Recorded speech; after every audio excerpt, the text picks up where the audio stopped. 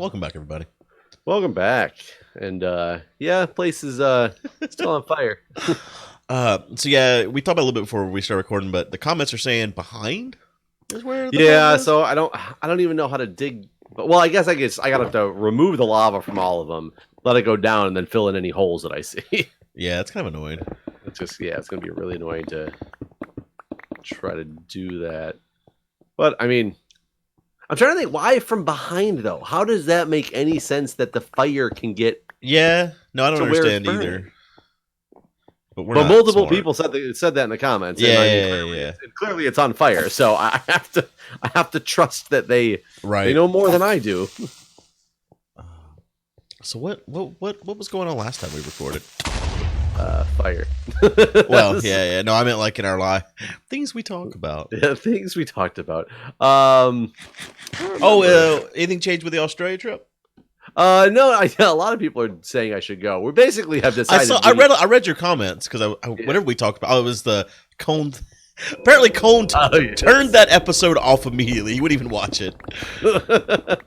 I want to know his story now, though, because a lot of people are saying that you've misrepresented the story. They did say that, and I feel like I went out of my way to represent Cone's side because I felt like no matter what you were, I mean, not no matter what, but I felt like me and you were gonna have the same opinion on this. So I already went into the thing like feeling like, well, I got the win here. So like I was trying to make it more of a Cone worthy. Yeah.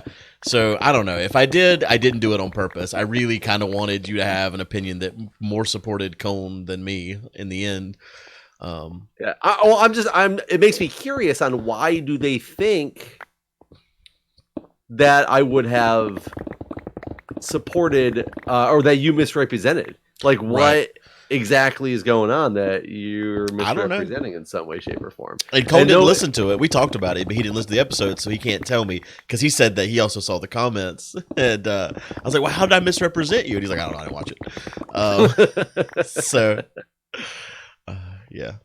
Well, at least if he came over and watched the comments, it still gave me a view. Yeah, whether he watched it or not. So yeah, we talked about that. We talked about the Australia trip, which everybody's telling me not to cancel. Though I think at this point we basically have to cancel. Well, I think that the reason why people say not to cancel is you probably represented it. You represent it more as the fires were a good reason to cancel. True, and there's a lot more involved, right? Than just like that, because there's the medical stuff. Yeah. Well, it's the medical stuff with my wife's parents, and then and the kids, therefore, because like part of what we're there for is, as you know, we're supposed to be going to the medical conference, right? That's there, the HL7 conference, and it's kind of hard to do that if we don't have anybody to watch the kids when we're there, so it makes it really difficult. So yeah, you're right. There's strictly from the Australia fire standpoint, we probably were okay from what we're saying. Though I still struggle with it because there's just. Well, y'all are going to be mostly in Sydney, right? And like, I feel like Sydney's not on fire. But Sydney might not be. But where are they evacuating all these people to? Yeah, mate. Yeah, that's true. And that's where I'm kind of like, okay, I still have a thought process that I have some type of feeling that you're going to be in the way, basically. Right. Like, you shouldn't be there because it's just. But I mean, I guess maybe I'm wrong. But yes, but there definitely is a lot more to it than just the wildfires. So those saying that I should go based on the wildfires itself, I can sort of buy that without my slight reservations about if we're displacing people who need to be placed, undisplaced. So yeah, so it is sad that looks like that we're not going to go, but it looks like we're going to lose a shit ton of money though. Yeah, that really sucks. Yeah, like $2,000 is going to be out the drain. But let me tell you about losing money. Well, you sir, tell me about the money loss. Well, I had this weird thing happen. So about 2 weeks ago, I got a thing in the mail about before I go into the story, in the top right hand corner. Did you get scammed? Did you fall for a No. Okay. No. But before I get into the story, can you tell me how to make it stop telling me to punch a tree to collect wood in the top right hand corner? Punch a tree. Well, but then it's and just going to tell me collect the wood. it's going to tell me to do the It'll next make it thing. stop real quick saying that. It'll say a lot of other things. Right, it's going to tell me to do a different thing if I do that. I just want it to stop telling me. I don't know where that's at though. Yeah, I actually don't know if there's a don't give me achievements thing. It's not even the achievement. It's just like it's a tutorial basically. You know, it is kind of interesting. You'd think that they would have made this game by now be like, if you log in on an account that you've already done this on this server, like how does it not know that? Right. Yeah, that's a good point. This is God, it's annoying. I'm sure everyone's like, you idiot that's here. How long have you been playing this game? God, where would it be? Anyways, I'll punch a tree. Yeah, just losing money. So all right. So I get a letter in the mail from Volkswagen saying that there's been a class action lawsuit about the timing belt on my particular Beetle, and there's also some Audis that are affected. So just so you know, with class action lawsuits, usually the consumer isn't paying them. Yes. No. Listen, let me tell the story, Jeff. All right, so it's not a recall. Can you imagine though if somebody really thought differently? And they're like, "God damn it, another class action!" Right, I'm out again. Here we go. Let me write a check. Linda, get the checkbook. Anyways, it was it's basically about reimbursement if your timing chain fell. They apparently were known to fail. People filed a class action lawsuit about it, and if you have had this happen and you paid out of pocket or whatever, then Volkswagen's gonna reimburse you the X amount based on like how many miles your car had at the time and like when it was bought and all these other things, right? So and I've gotten tons of these class action things in the mail, not from Volkswagen, but from other places. A lot of times it's like a settlement where it's like, all right, we're going to give you, a check for $10 or whatever. And half the time I don't respond to those because like it's really dumb because it's got that one line where it's like, and if you don't respond to this, then you'll still be able to bring litigation yourself. And I'm always like, do I really want to be able to bring litigation later, maybe? Or do I want this $10? And so like half the time I'm like, I don't like take the $10 because I'm like, well. You're like, what if I decide I want to sue them later? Right? I'm not ever gonna. But anyways. So this hadn't happened to me. My timing belt was fine. So I threw the thing in the garbage. I was like, all right, well, this doesn't pertain to me. Goodbye. Not the timing belt, like the You didn't throw the timing belt. No, not I wouldn't even know what a timing belt was to take it off of a car. For being honest here, I think most people wear them on their wrist. Yeah, right. I have an iWatch. I don't need this, Mel. I don't need this timing belt. This Volkswagen watch. I don't need it. So, anyways, I threw this thing in the trash and whatever. So fast forward to Monday night of this week, my timing belt failed. And it fucked up my engine. But the class action lawsuit ain't gonna help you with that. Well, you would have gotten $10, and now you have the possibility of litigating in order to get the rest of your money. Right? Sounds like a blessing in disguise to me. Sounds like you just made millions.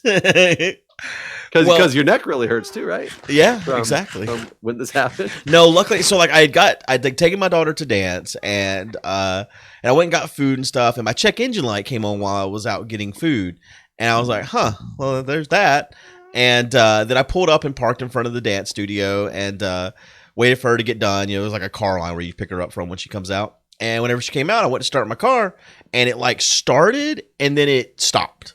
And I was like, I've had that happen before, like when it's cold and stuff, kind of like a false start. And so that's all I thought it was. And so I went to start it again.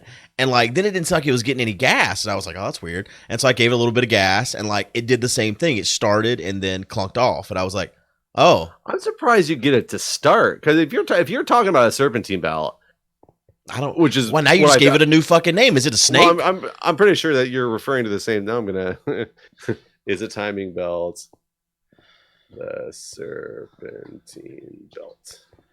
The serpentine belt and the timing belt are all important parts of the engine. Serpentine belt does more. These shit's important. Oh, it does more. Serpentine does more work than a timing belt. So where's the timing belt at then? Is timing belt and timing chain the same thing? Shaft. Okay, so I was thinking of the serpentine belt. You're talking about the timing belt, which is in the crankshaft. Okay, it's a different part than I was thinking. Okay.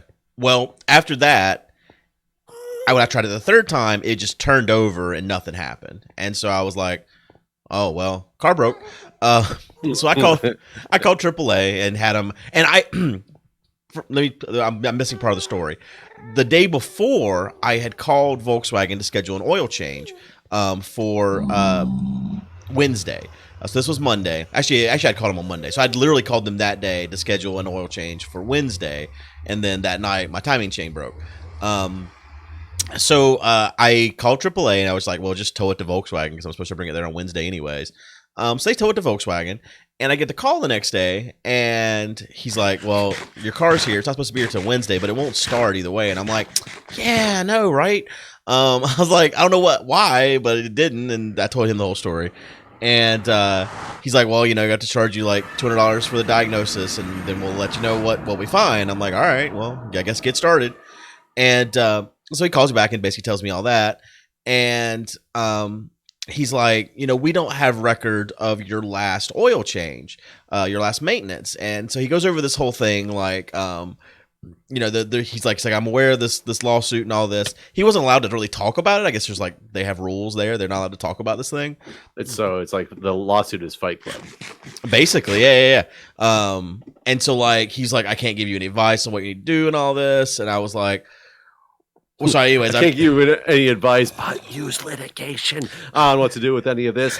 Well, so the class action lawsuit also covered if it failed currently, instead of going through and getting like part of their settlement agreement was anyone that has it fail, then they cover that too. So like I don't have to pay out of pocket. Well, you shouldn't have to pay out of pocket, but there was fine print that if any maintenance wasn't 100% done on time, that it's all out the window.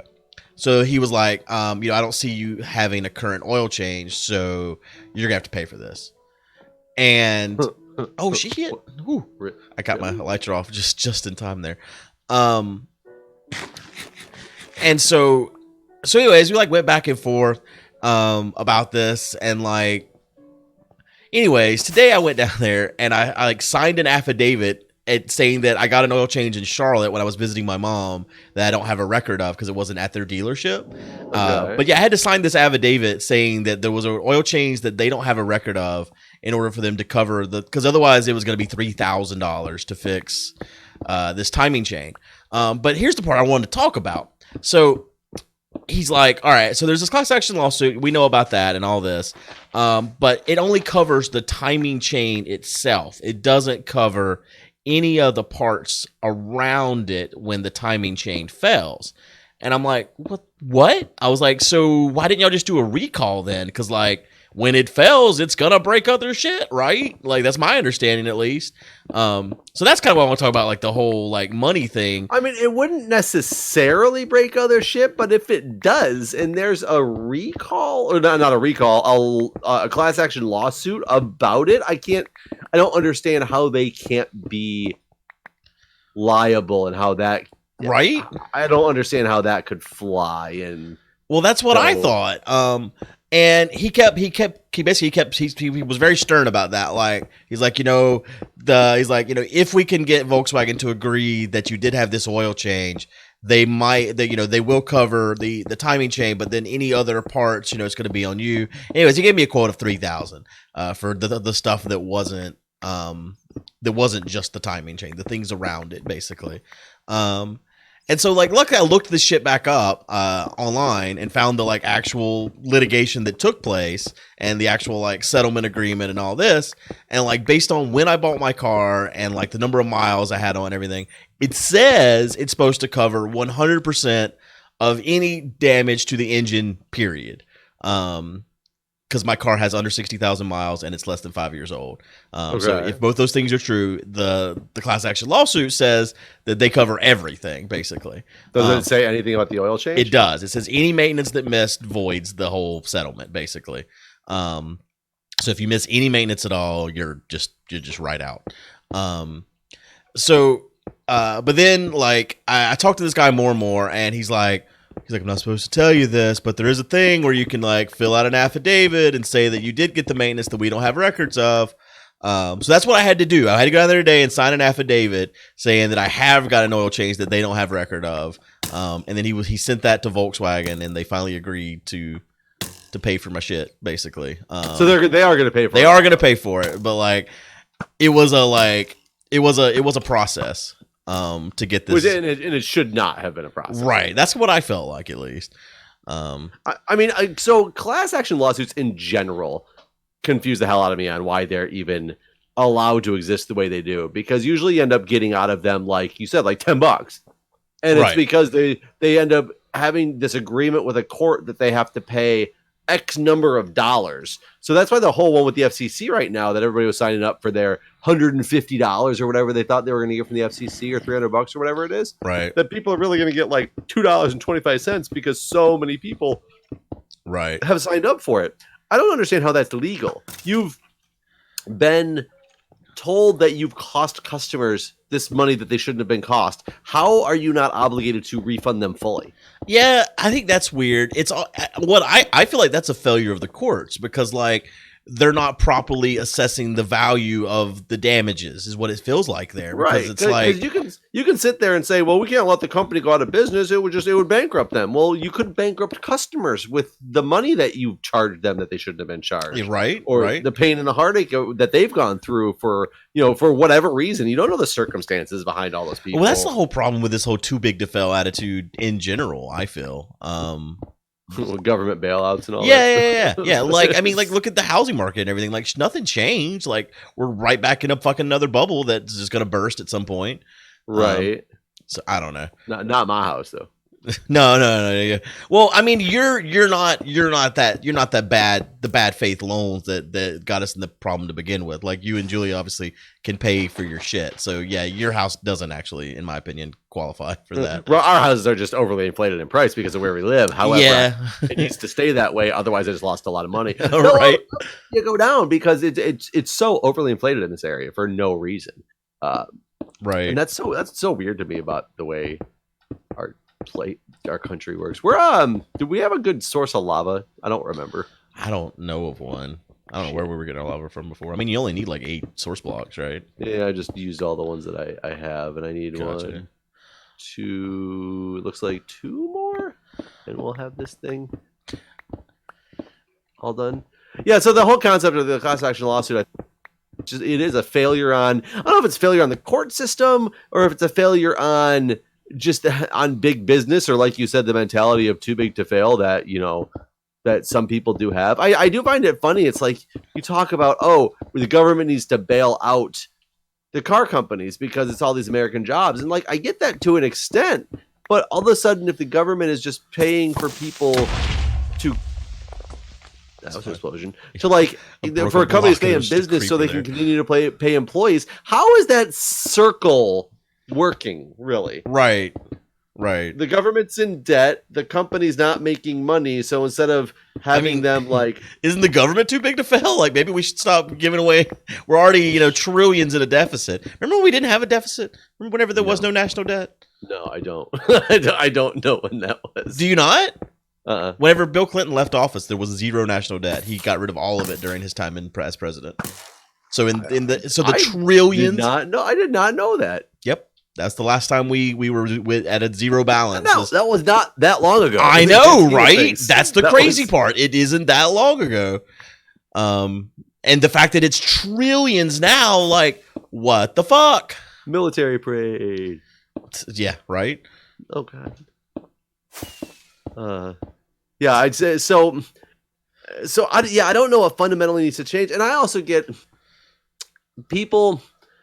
and there's so many back and forths to this concept of argument, but people don't want jobs lost to automation because that's another worker that's out of business. Well, how do you continue technologically advancing if you refuse to let advancements happen? That's one of the things that keeps frustrating me is people keep arguing about this $15 minimum wage. And one of the biggest arguments I see to the $15 minimum wage is McDonald's is putting up screens and then they're going to fire everybody. Well, that's the thing. McDonald's is doing that shit either way. They can pay $5 an hour. Or they can pay $50 an hour. They're still automating that shit.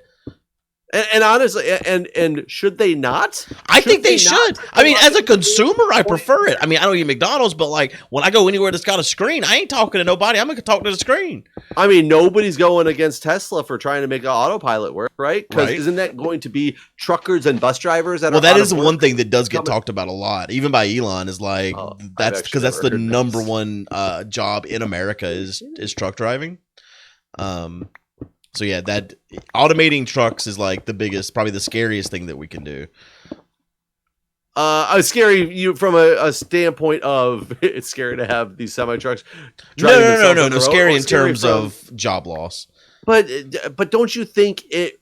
We just need to start getting these people who are in these type of jobs into different types of jobs. Oh yeah, no, this type of thing has to happen, right? No, I'm not against it.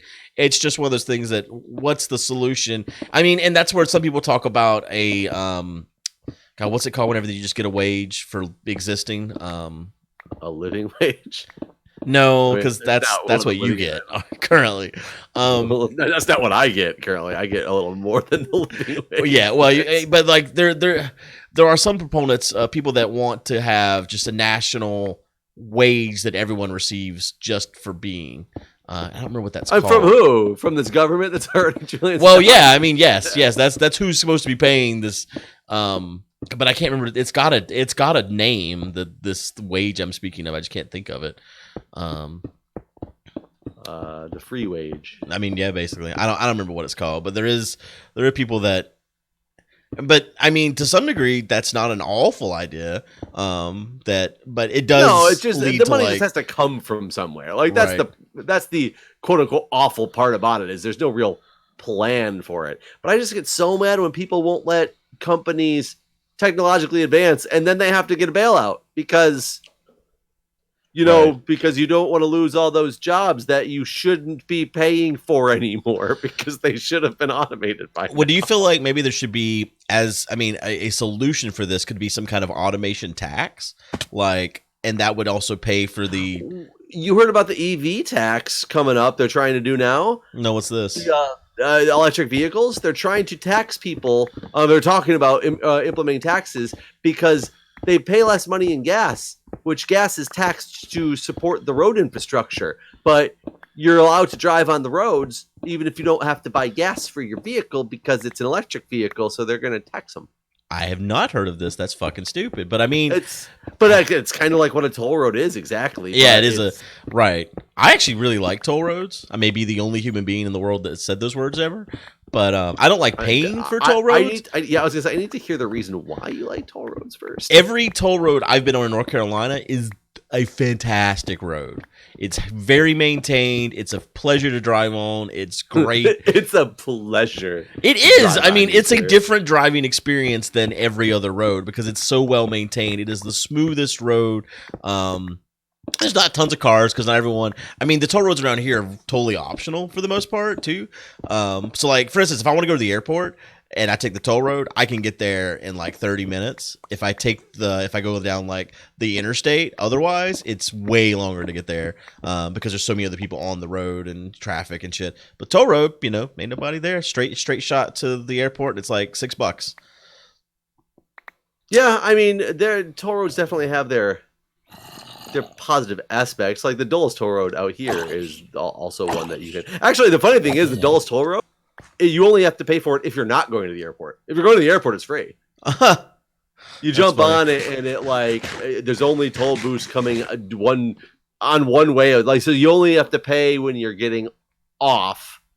I like to but based on which direction you're going, and it's to and from the airport type of deal. So, in theory, if you really wanted to, it worked with your schedule. You could get on the toll road, loop through the airport, and if you were close enough, and turn around and go back the other direction and just drive it for real.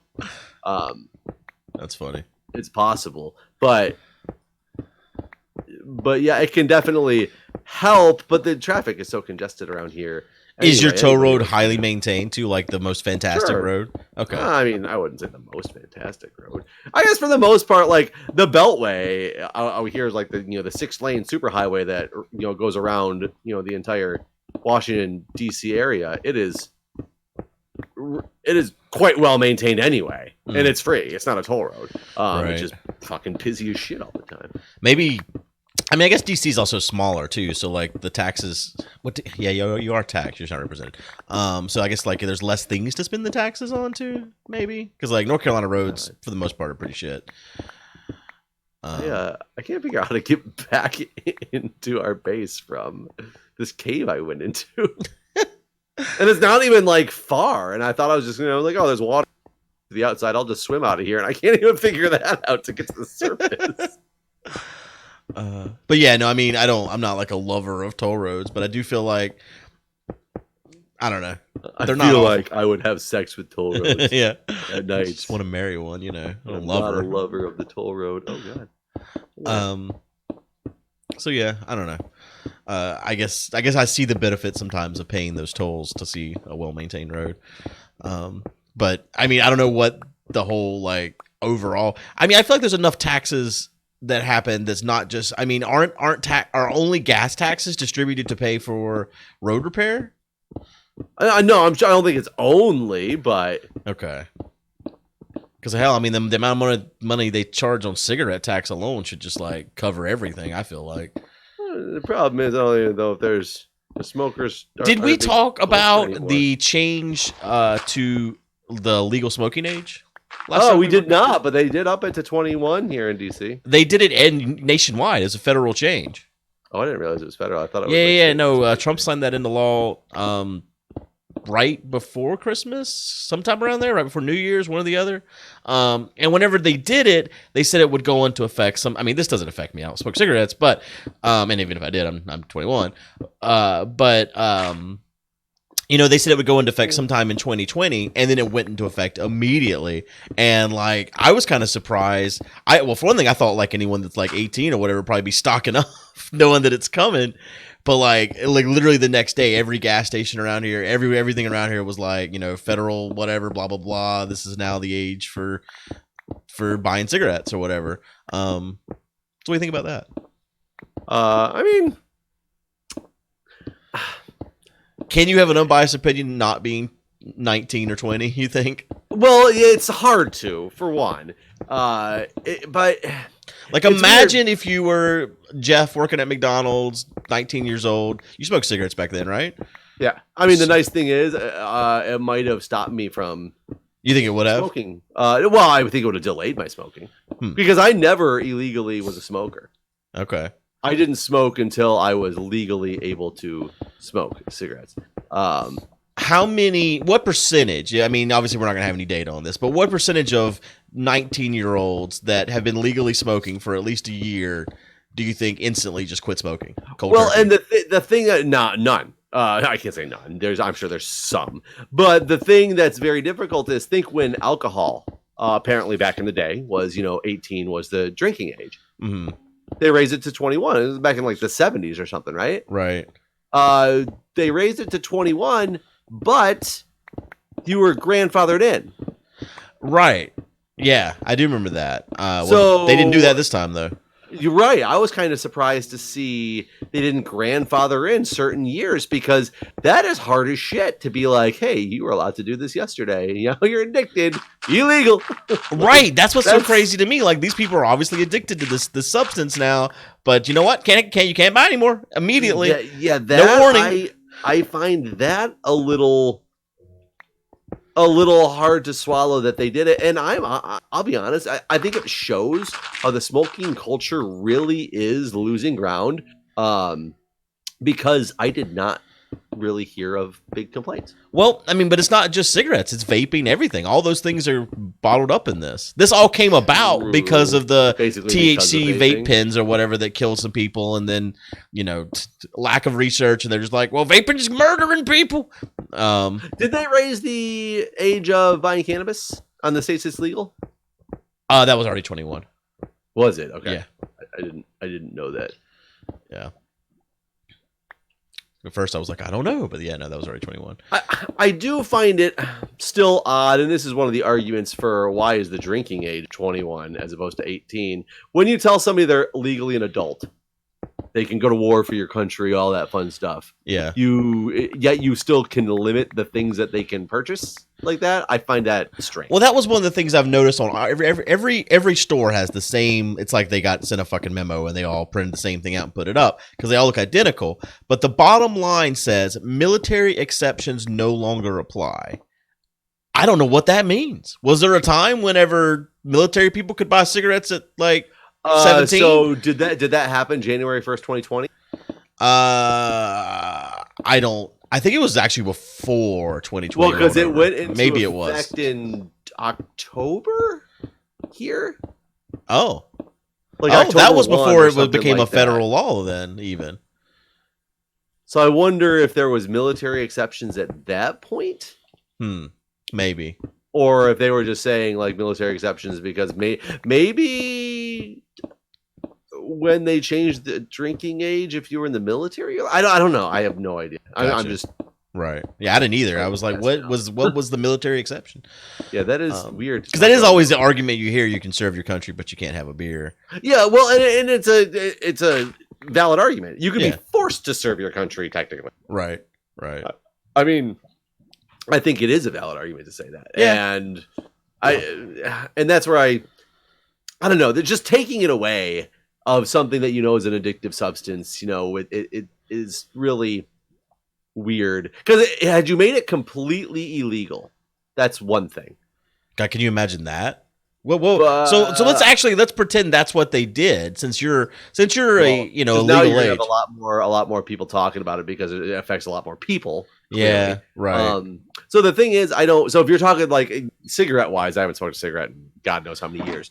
At this point, vaping wise, I would have been distraught. But I mean, I'll be honest, I actually haven't vaped since New Year's Eve. Oh, really? Is that your resolution? I'm trying to cut that out of my life, and so far I'm successful. It fucking sucks, but I'm successful. How long do you think it'll suck? Because I mean, I feel like there'll be a point, just like with cigarettes, where it's been. Well, today's the 16th. It's been 16 days, so it still sucks. Right now. Still sucks. Got it. I don't know, because eventually at some point, like when I quit smoking as well, it was.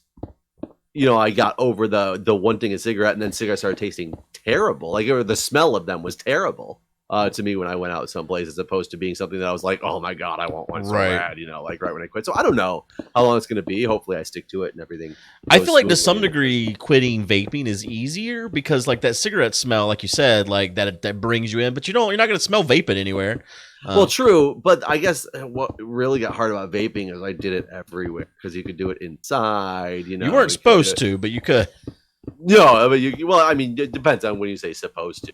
Sure, you weren't supposed to be doing it at like places of business and all, but I guess anybody can smoke in their house too. But when I did smoke, I didn't smoke inside the house. I had to go make a special trip outside. I did own apartments before, rent apartments before, with a bunch of other smokers that we all decided that we were okay with smoking inside, and I should realize that that's a whole different time. Back in the time when you used to be able to smoke in restaurants and all that stuff, Right. I hated that as a non-smoker. Like the whole smoking section thing is not a thing. Like your cigarette smoke ain't just hanging out in that section. I do remember once going to this bar or bar restaurant that we went in, and there was a bunch of us that were smokers, and it was back when you could still smoke and stuff in the bars, and it was, smoking or not. And we said smoking, and they walked us down like 3 stairs, so like the lower mezzanine type of deal. And they're like, "Here's your table," and it was literally the table with the wall behind the table was a small wall that was about 2 feet high, and on top of it were the bars, the railings that were separating the upper tables that were pushed right up against the railings. And literally I looked up, and it's just like there was like this 6-year-old kid and with their 7-year-old brother at the edges. And I'm looking at my buddies, and we're just kind of looking at each other, and none of us we were holding on to like our box of cigarettes. We were going to smoke one. None of us would light up because we were like, this is fucked up. Because right above us, and it was a non-smoking section. It's not like the kids were in the smoking section. They had the non-smoking section was directly above the smoking section, which just means everything's wafting right there. Like it's like that's what the smoke is designed to do. Yeah. So we looked at the server, and we were like, you need to move us. And she was like, She was like, what do you mean? We're like, we wanted to be in the smoking section. And she's like, because we got confused. Maybe we're not in the smoking section. Right. She's like, no. This whole lower area is the smoking section. We're like, but there's kids right above us in the non-smoking section. Like, this is just not appropriate. So we made her move us to another table, which wasn't much better, but at least there was, I think if we were removed, there was nobody above us for the whole time we ate our meal. So we felt guilt-free about it. Yeah. But God, it was so... Yeah, I remember it always being like that, where it was just like not really a thing. God, the first time I ever flew, me and my dad and grandma went to Oregon, and I was like 8. This was like 1989 or something. Still smoking on planes. Oh, yeah. The whole fucking flight, he's just in there smoking nonstop, the ashtray inside the seat, like the arm of the seat. I thought it was illegal in like the late or early 70s. No, this definitely, I don't remember when exactly. I think I was about 8, though. Illegal on planes. Oh, 1988. Okay, so maybe I was 7 then. Yeah. But yeah, I remember him just smoking the whole trip. And we were in economy. I mean, I remember getting served manicotti was our meal, and like it was like flying on planes have changed a lot. You know what? I didn't even think about that. Sev still dresses up to fly planes and, thinks it's an experience like people used to do back in the day. And people are like, oh, man, back in my day, you used to dress up. It was a wonderful thing. Well, you also got meals and, things that you don't get anymore. Like, though I will say, I've been watching a lot of weird YouTube videos on, like, pilots and flight attendants and things like that, because the type of lifestyle intrigues me from a like how do you do it standpoint. Because you're like away from home constantly and all this stuff. But a lot of people they were talking which of course are suggesting all these people with like these travel channels and stuff in my YouTube feed, so I get addicted to some of the cool videos and cool trips people were taking. But they kept talking about trying to fly in business class. You're getting standby in business class. And I was like, but that doesn't sound like okay, they just want to get standby in the plane. I didn't realize that their business class is what first class is. Yeah. And I didn't know it ever changed names. Yet then I heard somebody talk about a meal on the plane, and he's like, I wouldn't put this as a first class rate meal, but it's definitely a business class rate meal. And I was like, wait, now I don't know what the difference is. So it depends on the plane, actually. Like with Delta doesn't call first class anymore. They call it Delta One. Most of their flights don't have a Delta One section. The first class section in Delta is the ones that are the beds, basically. If you're on a plane that has beds, that's first class. Otherwise, it's business class. Business class, like where did so there's no first class anymore? There is, but it's only on like mostly for like for instance with Delta, it's mostly international flights or like some flights that are like one side of the U.S. to the other. But you just said if they have beds, it's business class. No. If it's beds, it's called Delta One, which is first class. Oh. And on those flights, so they really don't have first class anymore because they changed the name. Well, Delta did, but other airlines. But this is still true with other airlines. I'm just giving you Delta's example. Other airlines some of them still call it first class, but for the most part, they've gotten rid of first class and replaced it with business class, which is an upgrade experience, but it's not the full like 3-course meal with a bed and all that stuff. I've only been on one that was inside the United States, and that was from here to Seattle that had the bed experience that wasn't overseas. I've flown first class once in my life, and I thought it was like luxury. However, it was a random upgrade that they gave myself and my party when we came back from Las Vegas, the only time I've ever been to Las Vegas. So there's 4 of us. A 4-hour flight between Las Vegas direct to Flint, Michigan. There was only like 8 chairs in the first class, and all they were, and looking back on it, because I didn't know what first class was or business class or this sounds like whatever. Business already. I have a feeling. No. This sounds like basic economy because it was a slightly wider seat. And I was like, oh my God, this is amazing. I get this wonderful seat. And the guy served me a little bottle of liquor.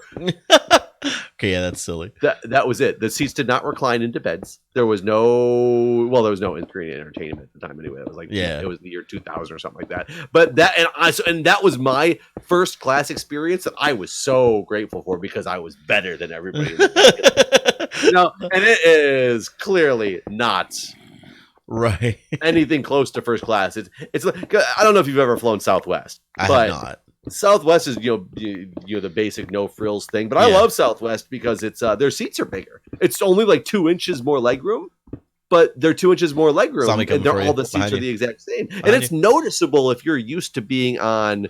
I tried to save you. It's okay. I got my wings out. It's noticeable if you're used to being on like American Airlines, like the cheapest seats you can get. They're squishy in there. And I feel like basically the seat that I had was slightly bigger than Southwest seat. Yeah, I mean, I feel like most of Delta's business class is like that, especially if you're on one of the planes where it's like two seats on one side and then one on the other in business class. Like those seats are not much bigger, and a lot of times like most of the flights that you're in that class are short flights too, because it's a tiny plane, and so they don't even give you a meal or anything, so it's really not that big of a deal. But then often those upgrades are only like $60 or $80 or something, so it might be worth it depending on how you feel. It depends on how long the flight is in my mind. Right. But anyways, we probably should call this episode. We've gone. Yeah, we've been going for a long time. Yeah. We'll see you guys next time. See ya.